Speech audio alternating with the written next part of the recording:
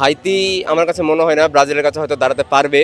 তো ব্রাজিল আমার কাছে একটাই চাওয়া যে ব্রাজিল যাতে প্রথম হাফে গোল না দিল, সেকেন্ড হাফে গ্যাব্রিয়েল মার্টিনেলি নামার পর যাতে 2টা গোল দেয় আর কি। আমি আর্সেনাল ফ্যান, তো আমি চাই যাতে গ্যাব্রিয়েল মার্টিনেলি একটা ব্রেস রাখে আজকে ম্যাচে।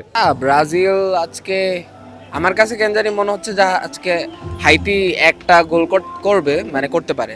ব্রাজিল 2টা দিবে হচ্ছে আর হাইতি একটা দিবে। এই পর্যন্ত মানে এক্সিস্ট করা ওয়ার্ল্ডের মানে সর্বকালের সর্বশ্রেষ্ঠ দল, সেই হিসাবে একটা ম্যাচ আসলে জাজমেন্ট করা, একটা ম্যাচ দিয়ে ব্রাজিলকে কখনোই জাজমেন্ট করা যায় না। আর ব্রাজিল শুরু থেকেই 1994 সালে এরকম হয়েছে, ফার্স্ট ম্যাচ ড্র করে তারপরে চ্যাম্পিয়ন হয়েছে।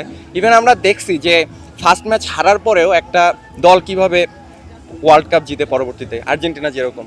সো আমরা অনেকটাই আশাবাদী যে ব্রাজিল আজকে ঘুরে দাঁড়াবে এবং এই ফ্লোটা ধরে রেখেই পরবর্তীতে ব্রাজিল চ্যাম্পিয়ন হবে এবং ষষ্ঠ ট্রফি ঘরে নেবে ইনশাল্লাহ। আমার আসলে দুঃখ লাগে ব্রাজিলের জন্য, মানে আমি আসলে কিছু বলতে চাই না।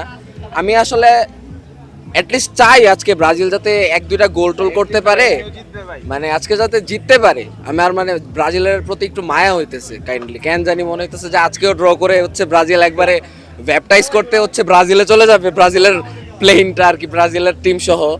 যাই হোক, আজকে আমি আর্জেন্টিনা পরে আসছি, মানে জার্সি পরে আসছি, কারণ হচ্ছে আজকে আমি লাখটা ব্রাজিলের লাখটারে ফিরে আনতে চাইতেছি, যাতে ব্রাজিল কোনো রকমে আজকে জিততে পারে, এই আর কি।